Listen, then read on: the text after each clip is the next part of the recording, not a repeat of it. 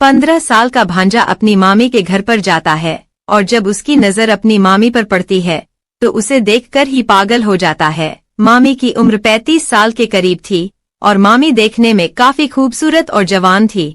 मामी का नाम सीमा है और भांजे का नाम राहुल होता है। एक दिन राहुल कहता है कि मामी आप मुझे बहुत अच्छी लगती हो, मुझे आप बहुत ही सुंदर लगती हो। लेकिन मामी उस भांजे को बच्चा समझ रही थी और उसकी हर बात को मजाक में ले रही थी। लेकिन उसका भांजा तो सीरियसली बोल रहा था, लेकिन उसकी इन बातों पर मामी को यकीन नहीं हो रहा था। एक दिन मामी ने बच्चा समझकर उसे अपने पास सुला लिया तो भांजे ने आधी रात में कुछ ऐसा कांड कर दिया कि मामी सुबह उठकर चल तक नहीं पा रही थी। रात में किया उसने कुछ ऐसा कि मामी की चीख निकल गई और उनकी आंखें बाहर को निकालने को थी। तब तक वह कुछ समझ पाती। राहुल की रेलगाड़ी फुल स्पीड में छूट चुकी थी। पूरी कहानी अभी आपको विस्तार से सुनाने वाली हूँ।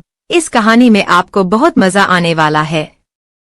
और यदि कोई आपका इस प्रकार का गलत रिश्तेदार है जो आपके घर आकर ऐसी हरकत कर सकता है तो आप उसके बारे में कैसे पहचान सकते हैं, वह भी जानकारी आपको इस वीडियो से मिलने वाली है। इसलिए वीडियो में अंत तक बने रहना। यदि चैनल को अभी तक सब्सक्राइब नहीं किया तो सब्सक्राइब कर लीजिए। वीडियो को एक लाइक करके कमेंट में भी अपना नाम लिख दीजिए। यह सच्ची घटना झारखंड के ऊंचा गांव की है। वहां पर एक छोटा सा कुशल परिवार रहता था। इस परिवार में माता पिता और एक छोटा सा बच्चा रहता था। इस बच्चे का नाम राहुल था। राहुल अभी 15 वर्ष का था और वह अपने घर पर ही रहता था और अपनी पढ़ाई किया करता था। जिस विद्यालय में पढ़ता था वह सिर्फ 7वीं कक्षा तक था और अब वह सोच रहा था कि आगे की पढ़ाई कहाँ करें। राहुल पढ़ने में भी बहुत अच्छा था, हमेशा अपने क्लास में अव्वल आया करता था। उसके मामा का घर पड़ोस के गांव में ही था। तभी उसकी माँ कहती है कि राहुल अपने मामा के घर चला जा और वहाँ के स्कूल में एडमिशन करवा ले और वहाँ रहकर वहीं पर ही अपनी पढ़ाई पूरी कर ले। वहाँ से स्कूल नजदीक ही है और पैदल भी तू जा सकता है। उसके बाद राहुल की माँ उसे उसके मामा के घर छोड़ आती है और अपनी भाभी से कहती है कि भाभी मेरे बेटे राहुल का अच्छे से ख्याल रखना और इसकी देखभाल अच्छे से करना और खाना पीना आदि भी टाइम से देती रहना। दिन में यह स्कूल चला जाया करेगा और छुट्टी होने पर ही घर पर आया करेगा। पढ़ने में काफी तेज है तो मैंने सोचा कि इसको आपके यहाँ छोड़ दूं और यह पढ़ लिख कर कुछ बनना भी चाहता है। इतना कहकर उसकी माँ वहाँ से चली जाती है। और यह जो राहुल था यह बड़ा ही मजाकिया किस्म का लड़का था। यह अपनी बातों से लोगों को थोड़ा बहुत हंसा दिया करता था। फिर यह अपनी मामी से बोला, मामी मैं आपके पास आ गया हूँ और आप मुझे बहुत अच्छी लगती हो और आप मुझे बहुत ज्यादा ही खूबसूरत लगती हो। लेकिन मामी उसकी बातों को मजाक में लेने लगती है। अब राहुल वहाँ पर रहने लगता है। राहुल के जो माँ थे उनका नाम राजेश था। राजेश अपने घर से शहर जाकर मेहनत मजदूरी का काम किया करता था। वह ईंट के भट्टे पर दिहाड़ी मजदूरी का काम किया करता था और राहुल की मामी सीमा वह घर पर ही रहा करती थी। राहुल की मामी सीमा देखने में बहुत ही खूबसूरत थी और उनका कोई बच्चा भी नहीं था। एक दिन राहुल बैठा हुआ पढ़ाई कर रहा था। तभी एकदम से उसके मन में मामी के लिए कुछ आ जाता है और फिर अपनी मामी को अपने पास बुला लेता है। और उसकी मामी जब उसके पास आ जाती है तो वह अपनी मामी से कहता है कि मामी आपको आज तक बच्चा क्यों नहीं हुआ। और वह बोला मेरा कोई भाई या बहन अब तक क्यों नहीं आया, आप ऐसा क्या करती हैं मामा के साथ जो आपके बच्चे नहीं है। फिर उसने कहा मामी मैं आपको बच्चा दे दूंगा। उसकी बात सुनकर उसकी मामी हंसने लगती है और वहाँ से चली जाती है। अब मामी का काम था रोजाना उसका टिफिन बनाना और उसको स्कूल तक छोड़ कर आना। क्योंकि मामी राहुल को बहुत ही ज्यादा मानती थी। इसके पीछे यह कारण यह भी था कि उनका अपना कोई बच्चा नहीं था। वह रोजाना राहुल को स्कूल छोड़ने जाती थी। स्कूल लगभग 1 किलोमीटर दूर था, फिर भी वह पैदल उसे छोड़कर आती थी और फिर छुट्टी के टाइम उसे लेने भी जाती थी। उनका जो पति था वह सुबह काम पर निकल जाता था और शाम को ही घर पर आता था। एक दिन की बात है, उसका पति राजेश दोस्त के यहाँ शादी में जाता है। उसका पति कहता है कि सीमा आज मैं घर पर नहीं आऊंगा, मैं अपने दोस्त के यहाँ शादी में जा रहा हूँ। तुम और राहुल अच्छे से घर पर रहना और खाना खाकर सो जाना। हो सकता है मुझे टाइम लगे, मैं शायद 2 दिन के बाद आऊं क्योंकि मेरे दोस्त के यहाँ आज हल्दी है और कल शादी है। बारात आने पर ही मुझे घर वापस आने को मिलेगा। तुम लोग घर पर अच्छे से रहना और खाना पीना समय से खाते रहना। इतना कहकर राजेश घर से निकल गया। जब उसका पति घर पर नहीं होता है तो सीमा अपने भांजे राहुल से कहती है कि राहुल, आज तुम अकेले मत सोना, आज तुम मेरे पास सो जाना, नहीं तो तुम डर जाओगे। तुम्हारे मामा आज घर पर नहीं आएंगे, वह एक शादी में गए हुए हैं। यह सुनकर राहुल कहता है कि ठीक है मामी, मैं अभी पढ़ाई कर रहा हूँ और जब पढ़ाई खत्म हो जाएगी तो आपके पास आकर सो जाऊंगा। उसके कुछ देर बाद तक राहुल पढ़ाई लिखाई करता है। उसके बाद मामी के पास सोने के लिए पहुंच जाता है और अंदर से दरवाजा लगा देता है, क्योंकि मामी पहले से ही उस कमरे में सो रही थी और मामी का जो आंचल था वह उनके ऊपर से हटा हुआ था और थोड़ा थोड़ा मामी का बदन दिख रहा था। जब राहुल मामी को इस स्थिति में सोते हुए देखता है तो उसके मन में कुछ गलत विचार आ जाते हैं। उसके बाद वह अपनी मामी के पास लेट जाता है और फिर वह अपनी मामी के शरीर पर हाथ फेरने लगता है। जब वह ऐसी हरकत करता है तो उसकी मामी की आंख खुल जाती है। तभी उसकी मामी कहने लगती है कि राहुल, यह क्या कर रहे हो? तभी राहुल कहता है कि मामी, आपके नजदीक आकर मुझे काफी अच्छा लग रहा है। तभी उसकी मामी कहती है कि नहीं राहुल, यह सब गलत है, हम ऐसा नहीं कर सकते। तभी वह राहुल से बोली कि आप तो अच्छे बच्चे हो ना, यह सब गलत हरकत क्यों कर रहे हो? लेकिन राहुल नहीं मानता है और वह लगातार अपनी मामी के साथ फिजिकल होने की कोशिश करता रहता है। उसकी मामी लगातार मना करती रहती है लेकिन वह नहीं मानता है। कुछ देर तक यही सब चलता है। तभी उसकी मामी को भी अच्छा लगने लगता है और फिर वह उसे कहने लगती है कि राहुल, यह सब कहाँ से सीखे हो? तभी राहुल कहता है कि मामी, कहीं से नहीं, मैं तो बस आपसे ही सीख रहा हूँ। उसके बाद दोनों की इच्छाएं बढ़ने लगती है। फिर राहुल कहता है कि मामी, अब सब्र नहीं हो रहा है और वह मामी को निर्वस्त्र कर देता है और फिर उनके साथ फिजिकल रिलेशन बनाने लगता है। मामी भी इसका भरपूर सहयोग करने लगती है और फिर इन दोनों लोगों के बीच पूरी रात फिजिकल रिलेशन बनते हैं। पूरी रात में लगभग 5 बार यह लोग फिजिकल होते हैं और सुबह तक राहुल अपनी मामी की हालत खराब कर देता है। मात्र 15 साल का यह लड़का मामी को चीखने पर मजबूर कर देता है। अब मामी की हालत खराब हो चुकी थी। फिर वह कहती है कि अब बस करो। फिर यह दोनों लोग वहीं इस बिस्तर पर सो जाते हैं। अगले दिन जब सुबह होती है और मामी जब उठती है तो चल नहीं पाती है। उसको चलने फिरने में बहुत ज्यादा तकलीफ हो रही थी और वह मन ही मन सोच रही थी कि इतनी कम उम्र का लड़का इतना कुछ कर देगा। उसको यह उम्मीद भी नहीं थी, लेकिन मन ही मन उसको काफी खुशी भी हो रही थी। फिर वह राहुल को जगाने के लिए जाती है और राहुल जब उठता है तो अपनी मामी को देखकर मुस्कुराने लगता है और मामी भी मुस्कुराने लगती है और अब दोनों में नजदीकियां बढ़ने शुरू हो जाती हैं। अब दूसरे दिन भी उसका मामा घर नहीं आता है और आज राहुल स्कूल पढ़ाई करने नहीं जाता है। वह अपनी मामी से कहता है कि मामी, आज मेरा स्कूल जाने का मन नहीं है। तभी उसकी मामी कहती है ठीक है मत जाओ, लेकिन मैं जानती हूँ कि तुम्हारा मन क्यों नहीं कर रहा है स्कूल जाने का। फिर वह कहता है कि नहीं मामी, आज मैं घर पर बैठकर ही पढ़ाई करूंगा। चाय नाश्ता करने के बाद वह अपने कमरे में जाता है और मामी से कहता है कि मामी, मैं पढ़ाई करने जा रहा हूँ, अगर आप मुझसे मिलना चाहो तो मेरे पास आ जाना। कुछ देर राहुल पढ़ाई करता रहता है और फिर उसकी मामी सीमा उसके पास पहुंच जाती है। रूम में जाने के बाद दोनों लोग लेट जाते हैं और एक दूसरे के साथ रोमांटिक मूड में बातें करने लगते हैं।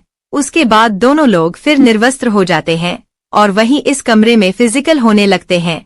राहुल की उम्र काफी कम थी और जब वह अपनी उम्र से बड़ी मामी के साथ फिजिकल रिलेशन बना रहा था तो उसको वह चरम सुख की प्राप्ति हो रही थी जो उसने पहले कभी अनुभव भी नहीं किया था। और इधर उसकी मामी भी उस लड़के के साथ इतना आनंदित महसूस कर रही थी जो उसको उसके पति से कभी महसूस ही नहीं हुआ था और अब उसे यह सब बहुत अच्छा लगने लगा था और फिर वह राहुल का भरपूर साथ देने लगती है। अब दोनों लोग जमकर फिजिकल रिलेशन बनाते हैं और जब थक जाते हैं तो दोनों लेट जाते हैं। अब यही सिलसिला लगातार काफी दिनों तक चलता रहता है। मामा दिन में काम पर चला जाता था और राहुल दिन में स्कूल नहीं जाता था, क्योंकि रात को मामा घर आ जाते थे तो राहुल और उसकी मामी का मिलना नहीं हो पाता था। इसलिए अब राहुल स्कूल नहीं जाता था और दिन भर अपनी मामी के साथ फिजिकल रिलेशनशिप बनाया करता था। इधर राहुल के मामा राजेश को ऐसा लगता था कि मेरा भांजा राहुल स्कूल चला जाता है लेकिन उसको पता ही नहीं था कि उसके पीठ पीछे घर में क्या कार्यक्रम चल रहा है, क्योंकि वह तो उसे एक छोटा बच्चा समझकर अपने घर में रखे हुए था। एक दिन सीमा की थोड़ी तबीयत खराब थी, तो उसका पति राजेश उसे एक डॉक्टर के पास लेकर जाता है।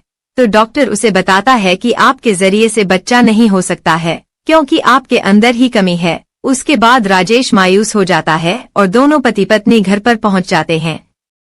और इधर राहुल अपनी मामी के साथ अनेकों बार फिजिकल रिलेशनशिप बनाना शुरू कर देता है, और जैसे ही मौका मिलता वह चौका मार दिया करता था। किचन हो या बेडरूम, वह कहीं भी नहीं चुकता था, और उसकी मामी भी उसके इशारा करते ही पीछे का दरवाजा खोल देती थी। जब राहुल का यह कार्य लगातार चलता रहता है, तो एक दिन सीमा प्रेग्नेंट हो जाती है, और जब लगभग 6 महीने का समय गुजर जाता है, तो उसका पेट बाहर निकलने लगता है। तब उसके पति को इस बात का पता चलता है, तो उसका पति हैरान हो जाता है, और वह अपनी पत्नी सीमा से कहता है कि मुझे तो डॉक्टर ने बताया था कि तुम हारा कोई बच्चा नहीं हो सकता, तो फिर यह सब कैसे हो गया। अब उसके पति को थोड़ा थोड़ा शक होने लगता है। फिर राजेश अपनी पत्नी सीमा से कहता है कि कल तैयार हो जाना, कल हमें हॉस्पिटल चलना है। सीमा को यह नहीं पता था कि राजेश उसे किस बात के लिए अस्पताल लेकर जा रहा है। राजेश सीमा को अस्पताल लेकर पहुंच जाता है, और वहां पर जब दोनों की जांच होती है, तो पता चलता है कि यह बच्चा राजेश का है ही नहीं, बल्कि किसी और का है। यह सुनकर राजेश हैरान हो जाता है, और फिर सीमा से कहता है कि बता यह बच्चा किसका है। पत्नी से इतना बड़ा धोखा खाकर उसके पैरों तले जमीन खिसक जाती है, क्योंकि वह अपनी पत्नी पर बहुत भरोसा करता था, लेकिन पीठ पीछे उसकी पत्नी ने ही उसके साथ इतना बड़ा धोखा कर दिया था। और फिर वह गुस्से से पूछता है कि बताओ यह बच्चा किसका है। सीमा पहले तो कुछ नहीं बताती है, लेकिन जब राजेश उसे बहुत ज्यादा मारने पीटने लगता है, तो सीमा सब कुछ सच सच बता देती है, और वह कहती है कि यह बच्चा आपके भांजे राहुल का है, वही मेरे साथ फिजिकल रिलेशन बनाते हैं, उसने ही यह सब किया है। इतना सुनकर उसे यह समझ में नहीं आ रहा था कि जो काम मैं नहीं कर सका वह इतना छोटा बच्चा कैसे कर सकता है। फिर राजेश अपनी बहन को फोन करके बुलाता है और सारी बातें उसको बता देता है। अब राहुल की माँ वह कहती है कि जो हो गया उसको बदल नहीं सकते, गलती हो गई है, इसमें कोई अनजान तो है नहीं, दोनों ही अपनी मर्जी से इस गलती को अंजाम दे चुके हैं। लेकिन उसका भाई राजेश कहता है कि अब मैं इसे नहीं अपना सकता, तुम ही इसे अपने घर ले जाओ। उसके बाद राहुल कहता है कि मैं मामी को नहीं छोड़ सकता, और अब मैं ही इन्हें अपने साथ रख लूंगा, मैं उनके बगैर नहीं रह सकता। और सीमा भी यही कहती है कि मैं राहुल के बगैर नहीं रह सकती। फिर राहुल की माँ इन दोनों की जिद के आगे हार जाती है और उन्हें अपने घर लेकर आ जाती है। और फिर धीरे धीरे कुछ समय बीत जाता है और अब 9वां महीना आ जाता है। उसके बाद सीमा को एक सुंदर सा बेटा होता है, और जब इतने छोटे लड़के का एक बेटा होता है तो यह देखकर सारे गांव वाले बहुत ही हैरान हो जाते हैं। और इधर उसका पति राजेश अपने घर में अकेला पड़ जाता है। घर उसको काट खाने को दौड़ता है, अपने घर पर अकेला रहता है, और उधर उसकी पत्नी अपने बच्चों के साथ खुश रहती है। इस कहानी को सुनकर आपको कैसा लगा, इसमें किसकी गलती लगी, अपनी राय कमेंट में जरूर दीजिएगा। मैं आपके जवाब की प्रतीक्षा करूंगी। आपकी राय पढ़कर मुझे बहुत अच्छा लगता है। दोस्तों, इस कहानी को सुनाने का उद्देश्य किसी के दिल को ठेस पहुंचाना नहीं है, किसी की भावनाओं को ठेस पहुंचाना नहीं है, किसी भी प्रकार की अनैतिकता या अश्लीलता को बढ़ावा देना नहीं है। यह कहानी एक शैक्षिक संदेश देकर समाज में हो रहे इस प्रकार के मुद्दों के प्रति जागरूकता लाने के उद्देश्य से प्रस्तुत की गई है। इस कहानी के माध्यम से हम एक शैक्षिक संदेश देकर इस प्रकार की घटनाओं के बारे में जागरूकता फैलाना चाहते हैं, और आशा करते हैं कि सभी लोग अपने अपने घरों में सावधान रहें, सतर्क रहें और सुरक्षित रहें। मिलते हैं किसी और इसी प्रकार की कहानी में। कहानी अगर आपको पसंद आई तो अपने दोस्तों और रिश्तेदारों को ही भेज दीजिएगा। जय हिंद, जय भारत। नमस्ते दोस्तों, आज की इस कहानी में आपका स्वागत है। मैंने कभी सोचा भी नहीं था कि स्कूल से घर लौटने पर मुझे ऐसा नजारा देखने को मिलेगा। मुझे लगा था कि घर पर सिर्फ मैं अकेला ही रहूंगा, लेकिन जो मैंने अपनी सौतेली माँ के कमरे के थोड़े खुले दरवाजे के पीछे जो देखा, उसने मुझे हैरान कर दिया। वो पल इतना अंतरंग और नियंत्रण से बाहर था कि मेरी पूरी दुनिया एक पल में बदल गई। इसके बाद जो हुआ उसने हमारे बीच सब कुछ बदल दिया, कुछ ऐसा जो हम दोनों कभी नहीं भुला सकते। तो दोस्तों, साथ बने रहिएगा, क्योंकि मैं आपको बताऊंगा कि यह सब कैसे एक ऐसी रात में तब्दील हो गया जिसे मैं कभी नहीं भूलूंगा। मैं अभी अभी स्कूल से घर आया था। दिन भर की थकान मुझे ऐसे महसूस हो रही थी जैसे मेरा भारी बैग मेरे कंधों पर लदा हो। घर में अजीब सी खामोशी थी, बस फ्रिज की हल्की सी आवाज गूंज रही थी। देर दोपहर की सुनहरी धूप फर्श पर लंबी किरणें बिखेर रही थी और सब कुछ शांत सुकून भरा लग रहा था। ऐसा लग रहा था कि जैसे मैं बिल्कुल अकेला हूं। फिर मैंने अपना बैग सोफे पर फेंक दिया, ये सोचते हुए कि पहले कुछ खाऊंगा और फिर थोड़ी देर आराम करूंगा, इससे पहले कि कोई और घर आता। जैसे ही मैं रसोई की ओर बढ़ा, एक आवाज ने मेरा ध्यान खींच लिया। एक धीमी आवाज, लेकिन साफ सुनाई दे रही थी। फिर मैं एक पल के लिए रुक गया, समझ नहीं पा रहा था कि मैं क्या सुन रहा हूँ। वो आवाज धीमी थी, जैसे कोई हल्की सी गुनगुनाहट या फुसफुसाहट, लेकिन उसमें कुछ अलग था, कुछ अंतरंग, प्रभावित करने वाला। फिर मैंने और ध्यान से सुना, यह जानने की कोशिश करते हुए कि यह आवाज कहाँ से आ रही थी। वो आवाज बहुत तेज नहीं थी, लेकिन उसमें कुछ ऐसा था जिसने मुझे बेचैन कर दिया। धीरे धीरे संभलते हुए मैंने हॉल में कदम रखा। मेरे पैर फर्श पर कोई आवाज नहीं कर रहे थे। जैसे मैं आवाज की दिशा के पास पहुंचा, तब मेरी सौतेली माँ के कमरे का दरवाजा थोड़ा खुला हुआ था। बस इतना खुला था कि मुझे बिस्तर का किनारा और उससे आगे का एक हिस्सा दिखाई दे रहा था। मुझे नहीं देखना चाहिए था, ये मुझे पता था कि नहीं देखना चाहिए था, लेकिन कुछ मुझे उस दरवाजे की ओर खींचे जा रहा था। मेरी जानने की इच्छा मुझे मजबूर कर रही थी। फिर मैं थोड़ा और झुककर दरवाजे के उस छोटी से दरार से झांका। तभी मैंने देखा कि मेरी सौतेली माँ बिस्तर पर लेटी हुई थी। उसकी पीठ थोड़ी मुड़ी हुई थी, उसकी आंखें बंद थीं और वो पूरी तरह से आनंद में डूबी हुई थी। एक पल के लिए मैं हिल भी नहीं पाया। मैं वहीं खड़ा रहा, मेरी सांसें रुक सी गईं, जैसे मैं जो देख रहा था उसे समझने की कोशिश कर रहा था। वो खुद को छू रही थी, उसकी उंगलियां धीरे धीरे और बिना रुके एक लय से हिल रही थीं और उसकी धीमी धीमी कराहें उसके होंठों से निकल रही थीं। यह दृश्य मेरे भीतर के गहराई तक उतर गया, कुछ ऐसा जो मैंने पहले कभी महसूस नहीं किया था। अब अचानक से देख मेरी धड़कन तेज हो गई। मेरा दिल जोर जोर से धड़कने लगा और मेरे शरीर में गर्मी की एक लहर दौड़ गई। मुझे वहां से चले जाना चाहिए था, चुपचाप पीछे हट जाना चाहिए था और ऐसा दिखावा करना चाहिए था कि मैंने कुछ नहीं देखा। लेकिन मैं हिल भी नहीं पा रहा था। मैं वहीं खड़ा रहा, मेरी आंखें उस पर जमी हुई थी। उसकी हर छोटी सी हरकत मेरे भीतर हलचल मचा रही थी। वो बेहद खूबसूरत लग रही थी। उस पल में उसकी हरकतें इतनी सहज, प्राकृतिक और खूबसूरत लग रही थीं। थोड़ी देर बाद मैंने सोचा, अब मुझे हट जाना चाहिए। तब जैसे ही मैं पीछे हटने वाला था, उसने अपनी आंखें खोल दी। एक पल के लिए मुझे लगा कि मैं पकड़ा गया हूं, लेकिन उसने कोई प्रतिक्रिया नहीं दी। उसने बस मुझे देखा। उसकी नजरें नरम थीं, जैसे बुलावा दे रही हूं। उसमें न कोई गुस्सा था और न कोई हैरानी, बस एक धीमी सी मुस्कान जो मुझे और भी बेचैन कर रही थी। फिर उसने धीरे से कहा, अंदर आओ। उसकी आवाज धीमी और गर्म थी और एक पल के लिए मुझे लगा कि मैंने इसे सुना ही नहीं। लेकिन जब मैं हिला नहीं तो उसने फिर से मुस्कुराते हुए थोड़ी जोर से कहा, अंदर आओ। उस वक्त मेरे पैर खुद ब खुद हिलने लगे, मुझे कमरे में लेकर जा रहे थे। हर कदम के साथ मेरा दिल तेजी से धड़क रहा था। एक अजीब सी डर और उत्साह की भावना मेरे अंदर घूम रही थी। और जब मैं आखिरकार बिस्तर के पास पहुंचा, उसे नीचे से देखा, तो मैंने अपने बीच की उस खिंचाव को महसूस किया जैसे हवा में कुछ भारी हो।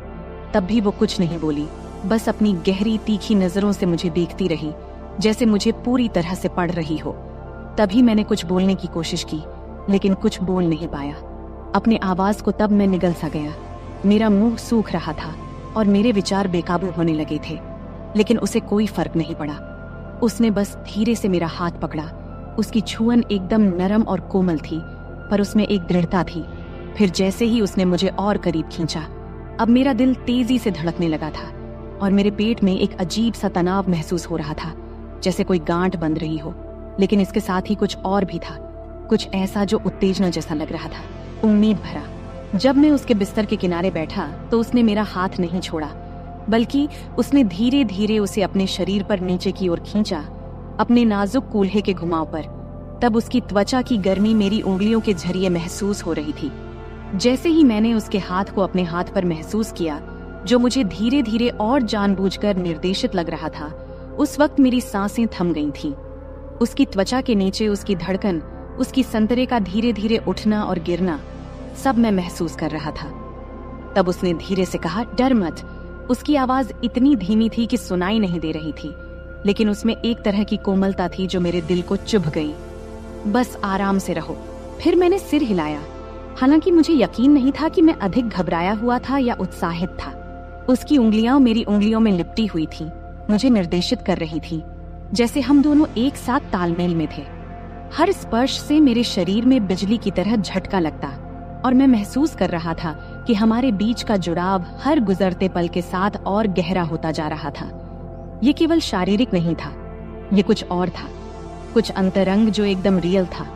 वो पल खींचते चले गए, बाहरी दुनिया फीकी पड़ती गई और बस हम दोनों इस कमरे में रह गए। कुछ ऐसा दे ले रहे थे जो मना था, लेकिन फिर भी सही लग रहा था। समय धीमा हो गया था, हर सांस, हर स्पर्श एक युग की तरह लग रहा था। जैसे जैसे हमारे बीच की बेचैनी चरम पर पहुंचने लगी, उसने मुझे और करीब खींच लिया। उसका शरीर मेरे शरीर से सट गया। तब मैं उसकी त्वचा की गर्मी, उसकी सांसों की गर्मी अपने गले पर महसूस कर रहा था। उसके होंठ हल्के से मेरे कान के पास से गुजरे और उसने फिर से धीरे से फुसफुसाया।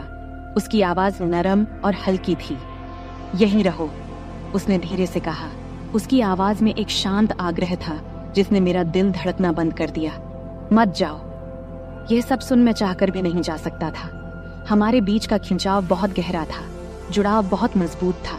हम इस पल में बंध गए थे और बाकी सब कुछ साधारण से परे था। मैं धीरे से उसकी ओर झुका। मेरे होंठ उसके होंठों से कुछ इंच की दूरी पर थे। उसकी सांसों की गर्मी मेरी त्वचा पर महसूस हो रही थी। समय जैसे रुक सा गया था, दुनिया ने जैसे अपनी सांस रोक रखी हो, क्योंकि हम दोनों एक ऐसी चीज के किनारे पर थे जिसे हम दोनों नकार नहीं सकते थे। हमारे बीच की हवा उम्मीद से भारी थी और उस खिंचाव ने मेरी पूरे शरीर में सिहरन पैदा कर दी थी। फिर जब मुझे लगा कि अब यह पल टूट जाएगा, तभी उसने मेरी ओर झुककर अपने होंठ मेरे होंठों से हल्के से छुआ दिया। उस हल्के से स्पर्श ने मेरे अंदर फिर से गर्मी की लहर दौड़ा दी। शुरुआत में यह हल्का था, जैसे हम दोनों इसे महसूस कर रहे हों, लेकिन फिर यह गहरा हो गया। उसके होंठ मेरे होंठों पर और मजबूती से दबे। उसका हाथ अभी भी मेरा मार्गदर्शन कर रहा था, मुझे दिखा रहा था कि वह क्या चाहती थी और हम दोनों क्या चाहते थे। वह चुंबन धीमा, कोमल था। उसमें एक ऐसी चाहत थी जो केवल हम ही समझ सकते थे। ऐसा लग रहा था जैसे हम दोनों ने जो कुछ भी दबा रखा था, वह उसी पल में बह रहा हो। हर स्पर्श, हर सांस, हर धड़कन एक साथ टूटते जा रहे थे, जैसे हम आखिरकार उस बेचैनी के सामने झुक गए थे जो हम दोनों के बीच बन रही थी। हम यूं ही एक दूसरे में लिपटे हुए बहुत देर तक रहे। बाहर की दुनिया भूल ही गए थे। मैं महसूस कर सकता था कि उसका शरीर हल्का सा कांप भी रहा था और उसकी धीमी सांसों की आवाज हमारे बीच की हवा में गूंज रही थी। आखिरकार वह थोड़ा पीछे हटी। तब उसका माथा मेरे माथे से टकरा रहा था। उसकी आंखें आधे बंद थीं, आधे खुली थीं, जैसे वह अपनी सांसें संभाल रही हो। तब मैंने उसके होंठों पर एक हल्की सी मुस्कान देखा, जिसमें एक तरह की संतुष्टि थी जिसने मेरे दिल को खुशी से भर दिया था। तुम ठीक हो? उसने धीरे से पूछा। उसकी आवाज मुश्किल से सुनाई दे रही थी, लेकिन उसमें एक ऐसी कोमलता थी जिसने मुझे सुरक्षित और अपनापन महसूस कराया। मैंने हाँ सिर हिलाया, क्योंकि शब्द मेरे मुंह से नहीं निकल रहे थे। वह फिर से मुस्कुराई। उसकी उंगलियां मेरे बालों के बीच हल्के से गुजरते हुए उसने एक बार फिर मेरी ओर झुककर मेरे गाल पर हल्के से अपने होंठ छुआ दिए और फिर पूरी तरह से पीछे हट गई। कमरे में अब एक गर्म, शांत माहौल था। जो तनाव पहले था, वह अब एक कोमल, चमकदार संतुष्टि में बदल गया था। हम दोनों ने काफी देर तक कुछ नहीं कहा, बस यूं ही बैठे रहे। हमारी सांसें धीरे धीरे सामान्य हो रही थीं। हमारे बीच की गर्मी अब कुछ और नरम, अधिक अंतरंग हो गई थी। फिर उसने अपना सिर मेरे कंधे पर रख दिया और मैंने अपना हाथ उसके चारों ओर लपेट लिया और उसे करीब खींच लिया, जैसे हम इस धीमी ढलती रोशनी में बैठे थे। घर की हल्की फुल्की आवाजें हमें घेर रही थीं। जो कुछ भी हमारे बीच था, वह नया, नाजुक और पूरी तरह से अचानक ही हुआ था। लेकिन उस पल में इन सब का कोई मतलब नहीं था। बस इतना ही मायने रखता था कि हम यहाँ थे, कुछ ऐसा लेन देन कर रहे थे जो बेहद खास लग रहा था, कुछ ऐसा जो किसी भी कल्पना से परे था, और फिलहाल इतना ही काफी था। इस सब से हम दोनों के बीच की खामोशी धीरे धीरे कम हो रही थी। उधर खिड़की से छनछनाती आ रही धूप अब हल्की होने लगी थी। कमरे में एक नरम सुनहरी चमक बिखर रही थी, लेकिन अंदर हर चीज में एक अदृश्य ऊर्जा भरी हुई थी। जो कुछ भी अभी हुआ था उसकी गहराई वातावरण में बनी हुई थी, और भले ही हम दोनों में से कोई कुछ बोल नहीं रहा था, लेकिन ऐसा लग रहा था मानो हम दोनों किसी ऐसे पल का इंतजार कर रहे थे जो अभी तक पूरी तरह से वह हुआ ही नहीं हो। मैं महसूस कर सकता था कि उसका शरीर मेरे मुकाबले थोड़ा आराम करने लगा था, लेकिन जिस तरह से वह मुझसे और करीब आ रही थी, उसका हाथ धीरे धीरे मेरे सीने पर टिका हुआ था। ये साफ था कि हमारे बीच जो भी शुरू हुआ था वह अभी खत्म नहीं हुआ था। मेरा दिल अभी भी तेजी से धड़क रहा था। एक अजीब सी उत्तेजना और घबराहट मेरे भीतर दौड़ रही थी। उसकी उपस्थिति का हर हिस्सा मेरी चेतना पर हावी था। उसकी धीमी सांसें, उसकी त्वचा की गर्मी जो मेरी त्वचा के संपर्क में थी, और उसके परफ्यूम की हल्की खुशबू जो अभी भी हवा में बसी हुई थी। तभी उसने हल्के से अपना सिर घुमाया, तब उसके होंठ मेरे गले के पास हल्के से छू गए, जिससे मेरे शरीर में सनसनी दौड़ गई। वह स्पर्श हल्का था, मानो मैं वहां था ही नहीं, लेकिन उसने मेरे भीतर कुछ जगह सा दिया, एक धीमी जलती हुई चाहत। मैंने कुछ पल के लिए अपनी आंखें बंद कियां, फिर उस एहसास को अपने भीतर समाने दिया। फिर मैंने उसकी ओर देखा, तब उसकी आंखें मेरी आंखों से मिलीं, और इस बार उसकी निगाह में कुछ अलग था, कुछ गहरा, अधिक तीव्र। पहले की नरमी अभी भी वहां थी, लेकिन उसके नीचे एक भूख छिपी हुई थी जो मेरी ही तरह महसूस हो रही थी। उसने एक शब्द भी नहीं कहा, लेकिन जिस तरह से उसकी उंगलियां मेरी शरीर पर हल्के हल्के घेरे बना रही थीं, उसने मुझे सब कुछ बता दिया। फिर मैंने आगे बढ़कर उसके होंठों को फिर से छुआ, लेकिन इस बार कोई हिचकिचाहट नहीं थी, कोई सीमाओं को परखने की कोशिश नहीं थी। यह चुंबन गहरा था, अधिक तीव्र, मानो वह चाहत जो हम दोनों ने अब तक रोकी हुई थी आखिरकार बाहर निकल आई थी। उसकी उंगलियां भी मेरे सीने पर सरकने लगीं। फिर उसकी उंगलियां मेरी शर्ट के कपड़े में कस गईं, जैसे वह मुझे और करीब खींच रही हो, और मैं महसूस कर सकता था कि उसका शरीर मेरे खिलाफ प्रतिक्रिया दे रहा था। उसकी हल्की सी मोहकता मेरे होश उड़ा रही थी। ये पल जितना रोक रहा था, उतना ही अधिक नशा भी चढ़ा रहा था। यह बात अलग थी कि वह मेरी सौतेली माँ थी, लेकिन जो हमेशा मेरी पहुंच से बाहर थी, अब वही हमारे बीच के संबंध को और भी खतरनाक बना रही थी, और मैं भी खुद को उसको चाहने से रोक नहीं पा रहा था। जब उसके हाथ मेरे गले के पीछे सरक गए, तब वह मुझे और नीचे खींचते हुए, जब वह बिस्तर पर अपनी स्थिति बदल रही थी, तब उसका शरीर तकियों पर आराम से लेट गया और वह मुझे अपनी ओर खींच रही थी। मैं उस खिंचाव का पीछा करता रहा जो अब बहुत मजबूत हो चुका था, और जल्द ही मैं उसके ऊपर खुद को झुका हुआ पाया। अपने हाथों से खुद को संभालते हुए उसे देखता रहा। मेरी सांसें हल्की और तेज हो रही थीं। उसकी ऑरेंज भी तेजी से ऊपर नीचे हो रही थीं, लेकिन उसकी आंखें मेरी आंखों में ही टिकी हुई थीं, और उस पल में हमारे बीच की गर्माहट को महसूस किया जा सकता था। फिर उसने अपना हाथ ऊपर उठाया, हल्के से मेरे बॉडी की रेखा को छुआ, फिर उसने मुझे नीचे खींचा। तब हमारे होंठ एक और गर्मजोशी भरे चुंबन से मिल गए। इस बार उसके हाथ आजाद घूम रहे थे, मेरी पीठ, मेरे कंधे, हर जगह का पता लगाते हुए मुझे और करीब खींच रहे थे, जब तक कि हमारे बीच अब कोई दूरी नहीं बची थी। उसके शरीर की गर्मी मुझे जला रही थी, और मैं उसके दिल की धड़कन महसूस कर सकता था जो मेरी ही तरह तेजी से धड़क रही थी, जो मेरे लिए धड़क रही थी। तब मैंने अपना हाथ उसकी कमर पर नीचे की ओर सरकाया, उसकी त्वचा की नरमाहट को अपनी उंगलियों के नीचे महसूस किया, और जब मैंने उसकी शर्ट के किनारे पर पहुंचकर थोड़ी देर के लिए रुका, यह सोचकर कि कहीं मैं कोई सीमा पार तो नहीं कर रहा हूं, लेकिन उसने खुद को तब भी नहीं रोका, बल्कि उसने हल्का सा अपनी पीठ को मोड़ा, स्पर्श को और उत्साहित करते हुए। उसका शरीर मेरे शरीर की ओर प्रतिक्रिया दे रहा था, जिससे उसका कोई संदेह नहीं रहा था कि वह क्या चाहती थी। जब मेरी उंगलियां कपड़े के नीचे सरक गईं और जब मैंने उसकी त्वचा की गर्माहट पर हाथ रखा, तो मैंने उसकी हल्की सी आहट सुनी, एक आवाज जिसने मेरे भीतर एक नई गर्माहट भर दी। तब उसके हाथ मेरे बालों में उलझ गए, मुझे और करीब खींचते हुए उसने चुंबन को और गहरा किया। उसके होंठ थोड़े खुले थे मुझे अंदर बुलाने के लिए। उसकी स्वाद मादक थी, और मैं उसके शरीर में बसी हुई तानव को देख सकता था। जिस तरह से वह मेरे नीचे हिल रही थी, उसके हर स्पर्श में एक ऐसी तीव्रता थी कि अब और कुछ सोचना असंभव हो गया था। हम अब एक दूसरे में पूरी तरह खो चुके थे। हमारे बीच की हर दीवार गिर रही थी, जैसे हम उस चाहत को पूरा कर रहे थे जो आग इतने समय से सतह के नीचे सुलग रही थी। अब वापसी का कोई रास्ता नहीं था। इस एहसास का भार वातावरण में था, लेकिन हम में से किसी ने इसकी परवाह नहीं किया। केवल यह पल, ये जुड़ाव और ये अटूट खिंचाव जो हमें एक दूसरे की ओर खींच रहा था, यही अब मायने रखता था। उसके हाथ हर जगह थे, मेरे कंधों, बाजुओं और सीने की रेखाओं को महसूस कर रहे थे, मानो वह मुझसे भर नहीं पा रही थी। और मैं भी वैसा ही महसूस कर रहा था। जितना मैं उसे छूता, उतना ही मैं उसे और चाहता, और इस सब की तीव्रता लगभग असहनीय हो रही थी। ऐसा लग रहा था जैसे हम बहुत समय से खुद को रोक रहे थे, और अब जब दरवाजे खुल गए थे तो हमें बहा ले जाने वाली इस बाढ़ को रोकने का कोई तरीका नहीं था। उसने मेरे होंठों पर हल्की सी आह भरी, उसकी उंगलियां मेरे बालों में कस गईं और उसने अपना शरीर मेरे खिलाफ दबाया। और फिर उसकी उस आहट से मेरे भीतर एक नई चाहत की लहर दौड़ गई। मैं भी उससे भर नहीं पा रहा था। उसकी महक, उसका स्वाद और उसके शरीर का एहसास मेरे नीचे था। मेरे शरीर का हर हिस्सा जल रहा था, और मैं जानता था कि अब कोई वापसी नहीं थी। अब इस पल के बाद तो बिल्कुल नहीं। फिर मैंने पल भर के लिए खुद को पीछे खींचा, उसकी आंखों में देखा, जैसे मुझे यह सुनिश्चित करना था कि वह अभी भी मेरे साथ है या नहीं।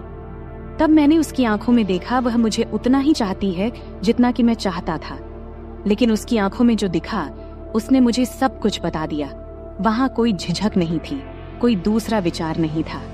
बस वही जलती हुई भूख जो शुरुआत से ही थी, मुझे आगे बढ़ने के लिए प्रेरित कर रही थी। बिना कुछ कहे उसने फिर से मेरा हाथ थामा। उसकी उंगलियां मेरी शर्ट के सामने कस गईं। फिर मुझे अपने पास खींच लिया। उसकी हल्की सी जल्दबाजी, और जब हमारे होंठ फिर से मिले तो मैंने खुद को पूरी तरह से इस पल में खो दिया। हर संदेह, हर डर को छोड़ते हुए और उस चाहत को पूरा करते हुए जो हमारे बीच तब से बन रही थी जब से मैं उस कमरे में आया था। हमारे बीच की तनातनी बिजली की तरह थी। हर स्पर्श, हर चुंबन हमें उस सीमा के और करीब धकेल रहे थे। उसका शरीर मेरे नीचे हिल रहा था। उसके हाथ मेरी त्वचा पर घूम रहे थे, जैसे वह मुझसे भर नहीं पा रही थी, और उसकी सांसों की आवाज कमरे में गूंज रही थी, मुझे और भी ज्यादा पागल कर रही थी। अब हम पूरी तरह से एक दूसरे में खो गए थे, उस जुनून में उलझे हुए थे जिसने हमें पूरी तरह से अपने कब्जे में ले लिया था, और अब कोई वापसी नहीं थी। तब मैंने उसकी उंगलियों को अपने सीने पर महसूस किया। उसका स्पर्श मेरे शरीर में सनसनी पैदा कर रहा था, जैसे वह मुझे और करीब खींच रही हो। फिर भी उसका शरीर मेरे नीचे तनाव से भरा हुआ था, जैसे और चाहने की गुहार कर रहा हो, और मैंने उसे वह सब दिया। हर स्पर्श, हर चुंबन, हर फुसफुसाए हुए शब्द ने हमें इस पल में और गहरा उतारा। यह पल लगभग असहनीय था। हमारे बीच की तनातनी एक चरम पर पहुंच गई थी, मानो हम किसी गहरे और अधिक तीव्रता की ओर बढ़ रहे हों। लेकिन हम अभी जाने के लिए तैयार नहीं थे। हम वहीं रुके रहे, उस किनारे पर, हर स्पर्श, हर चुंबन का आनंद लेते हुए, जबकि हमारे बीच की गर्मी बढ़ती जा रही थी। यहाँ तक कि ऐसा महसूस हो रहा था कि हम दोनों इस तीव्रता से फट जाएंगे। अब मैं उसे अपने नीचे कांपते हुए महसूस कर सकता था। उसकी सांसें छोटी और टूटी फूटी हो रही थीं, जैसे वह मुझसे चिपकी हुई थी। उसका शरीर मेरे खिलाफ इस तरह दबा हुआ था जिससे मेरा सिर चकरा रहा था, और मैं जानता था कि वह भी वही महसूस कर रही थी, वही असहनीय तनातनी, वही राहत की बेताबी। लेकिन हम अभी वहां नहीं थे जहां होना चाहिए था, बल्कि हम अभी भी उस किनारे पर रुके थे, उस पल को खींचते हुए, उम्मीद को थोड़ा और बढ़ने देते हुए, जब तक कि वह सहन करने के काबिल न रहे।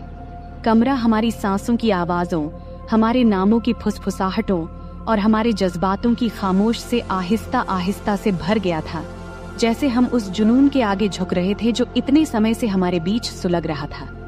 यह पल परफेक्ट था, हमारे बीच का यह जुड़ाव, और जब मैंने उसे अपने करीब खींचा, हमारे शरीर एक साथ एक तालमेल में चल रहे थे, तब मुझे पता था कि इसके बाद कुछ भी वैसा नहीं रहेगा। फिर हमने एक सीमा पार कर ली। अब हम साधारण से बढ़कर कुछ खतरनाक में कदम रखा था, लेकिन मुझे अब किसी चीज की परवाह नहीं थी, क्योंकि उस पल में जब हम कुछ गहरे पल में कदम रख रहे थे, केवल वही मायने रखती थी। उसका स्पर्श, उसका चुंबन, उसके शरीर का एहसास, जैसे हम पूरी तरह से एक दूसरे में खो गए हों।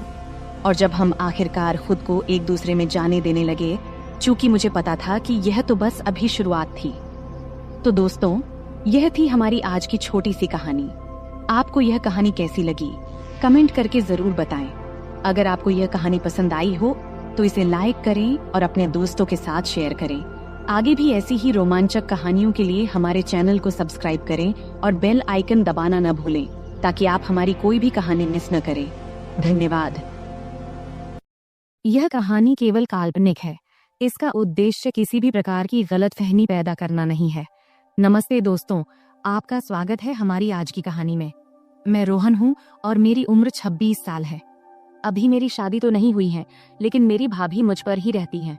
मैंने कभी सोचा नहीं था कि मेरी भी कहानी होगी, लेकिन किस्मत को कुछ और ही मंजूर था। उसने ऐसी कहानी गढ़ दी कि जिसे सुनकर आपके रोंगटे खड़े हो जाएंगे। चलिए दोस्तों, कहानी में आगे बढ़ते हैं। मैं एक मेडिकल की दुकान में काम करता हूँ।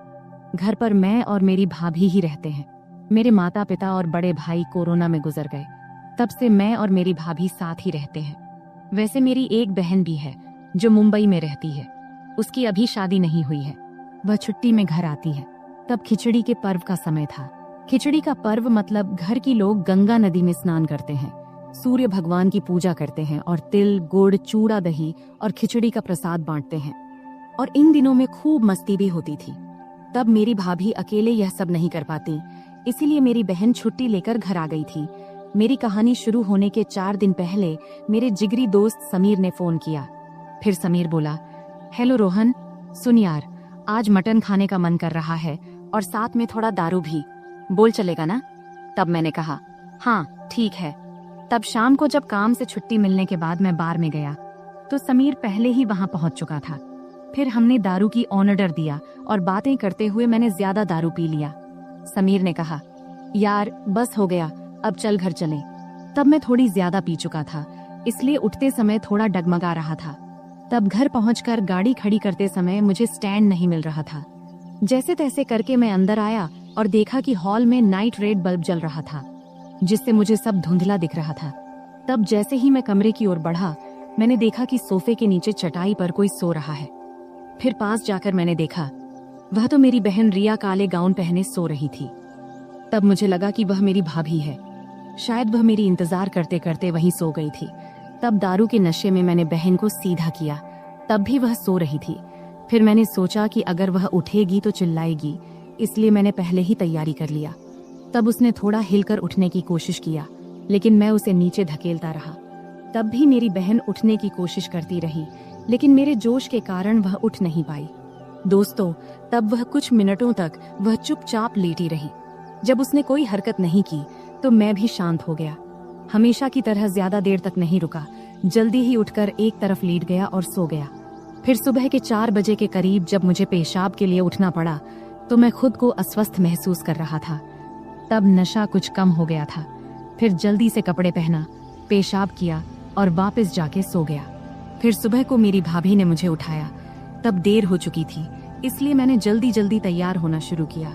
तैयार होते समय मेरी बहन रिया मुझे कुछ अजीब नजरों से देख रही थी। फिर मैंने नाश्ता किया और काम पर निकलने लगा। तभी मेरी भाभी ने टिफिन देते हुए पूछा, रात को बेडरूम में क्यों नहीं आई? यह सुनकर मैं हैरान रह गया। तब मैंने कुछ नहीं कहा और काम पर चला गया। रास्ते में जाते समय सोचने लगा कि रात को मैंने कुछ किया था क्या। उस दिन पूरे दिन भर यही ख्याल मेरे दिमाग में चलता रहा। फिर दोपहर को लगभग 2:30 बजे मेरी बहन रिया का फोन आया। रिया बोली, हेलो भैया, कहाँ हो? मैंने जवाब दिया, काम पर हूँ। क्यों? रिया ने कहा, मुझे आपसे मिलना है, मैं वहीं आ रही हूँ। तब आई ने कहा, ठीक है, आ जाओ। फिर थोड़ी देर बाद रिया आई। फिर मैं दुकान के बाहर उससे मिलने गया। तब वह एक कोने में खड़ी थी। फिर मैंने उससे पूछा, क्यों, क्या काम है? रिया ने जवाब दिया, आपको सच में नहीं पता मैं क्यों आई हूँ? तब मैंने कहा, पहले ही मेरा सिर दर्द कर रहा है। तब रिया बोली, भैया किस बात से आपका दर्द हो रहा है? ज्यादा सोने से या कुछ और? तब मैंने जवाब दिया, रात को ज्यादा सोने से। तभी रिया बोली, या फिर कुछ और करने से भैया? तब उसके सवालों से मुझे समझ में आया कि रात को कुछ जरूर हुआ था। उसने आगे कहा, तुम्हें सच में नहीं पता कि रात को क्या हुआ? तब उसकी बातों में गुस्सा नहीं था, लेकिन एक अजीब सा एहसास था।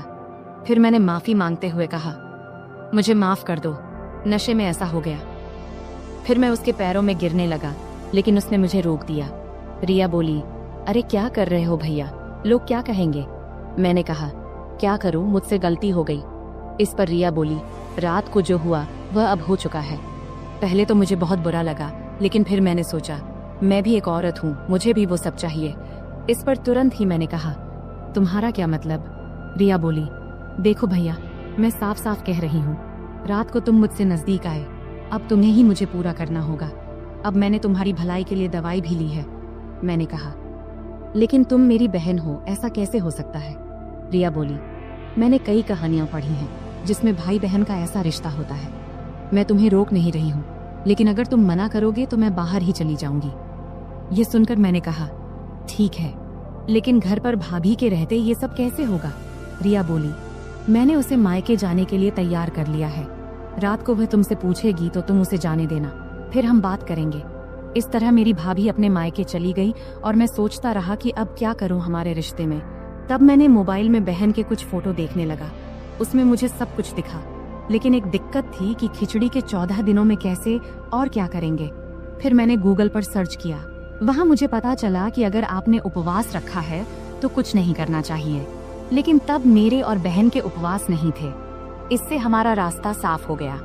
फिर जब रात को काम से लौटकर घर आया, फिर खाना खाते वक्त बहन ने बात छेड़ दी। वह बोली, सुनो भैया, भाभी कह रही है कि उसे मायके कितने दिन तक रहना है। मैंने पूछा, कितने दिनों के लिए बोली हो? रिया बोली, पूरे 14 दिनों के लिए। इस पर मैंने कहा, ठीक है, भाभी का थोड़ा आराम भी हो जाएगा, इससे भाभी भी खुश हो जाएगी और तुम भी। फिर खाना खत्म होने के बाद बहन ने बर्तन साफ किया और बाकी काम निपटाने लगी। वैसे यह सब काम मेरी भाभी का होता था, लेकिन अब उसके गैर मौजूदगी में यह सारा बहन को करना पड़ रहा था। अब बर्तन धोने के बाद रिया मेरे पास आकर बैठ गई। फिर रिया बोली, नाराज तो नहीं हो ना भैया तुम? मैंने कहा, नहीं नहीं, पहले मुझे गलत लगा, लेकिन बाद में सोचा कि अगर तुम तैयार हो तो मुझे क्या दिक्कत होगी। रिया बोली, तो आज रात? मैंने कहा, ठीक है, आज रात ही बात कर लेता हूँ, ताकि तुम भी आराम से रहो और मैं भी। तब हम दोनों ने सारे काम निपटाकर टीवी देखने बैठ गए। तभी रिया ने मुझे एक प्यारी सी मुस्कान दी और अंदर चली गई। तब मैंने अपने मन में कहा, अब रिया नहीं मानेगी, आज की रात बच्चे की जान लेके ही मानेगी। तब कुछ देर तक तो मैं वही बैठा रहा और रिया के बारे में सोचता रहा। फिर उठा और कमरे में चला गया। कमरे में घुसते ही एक सुखद गुलाबों जैसी खुशबू आई। तब माहौल बहुत अच्छा बना हुआ था। मैं बेडरूम में गया तो देखा कि बहन लाल रंग की साड़ी पहने हुई थी। तब वह बहुत सुंदर लग रही थी। तब मैं उसके पास गया, फिर हमारी आंखें मिलीं और हम दोनों थोड़े परेशान हो गए। तभी रिया बोली, अरे धीरे। मैंने कहा, इतनी मेहनत तो भाभी ने भी नहीं की थी जितनी तुम मर रही हो। फिर हम लगभग 15 मिनट तक इसी तरह बातें करते रहे। फिर मैंने उसे लिटा दिया। तभी रिया ने कहा, क्या यह सब ठीक तो रहेगा ना? इस पर मैंने कहा, रिया, यह सब पहले सोचना चाहिए था ना। खैर, अब तुम जैसा चाहो। फिर वह मेरे पास आकर लेट गई। तब उसने तेल की एक बोतल पास रखी थी। फिर मैंने उसे थाम लिया। रिया बोली, अब क्या? मैंने कहा, कुछ नहीं, चलो शुरू करते हैं। तब रिया ने मुझसे कहा कि उसका सपना था कि वह अपने पति या किसी दोस्त के साथ ऐसा करे, लेकिन उसका नसीब अच्छा था कि उसका सपना मेरे साथ पूरा हुआ। अब मेरी बहन वापस मुंबई चली गई है। अब जब भी पर्व त्योहार आता है तो पर्व के बहाने से वह मेरे पास आ जाती है। अब तो मेरी भाभी भी गर्भवती हो गई है और रिया ने इस समय उनकी बहुत मदद की है। वह भी एक अलग ही कहानी है, फिर कभी सुनाएंगे। तो दोस्तों, यह थी हमारी आज की छोटी सी कहानी। आपको यह कहानी कैसी लगी कमेंट करके जरूर बताएं। अगर आपको यह कहानी पसंद आई हो तो इसे लाइक करें और अपने दोस्तों के साथ शेयर करें। आगे भी ऐसी ही रोमांचक कहानियों के लिए हमारे चैनल को सब्सक्राइब करें और बेल आइकन दबाना न भूलें, ताकि आप हमारी कोई भी कहानी मिस न करें। धन्यवाद।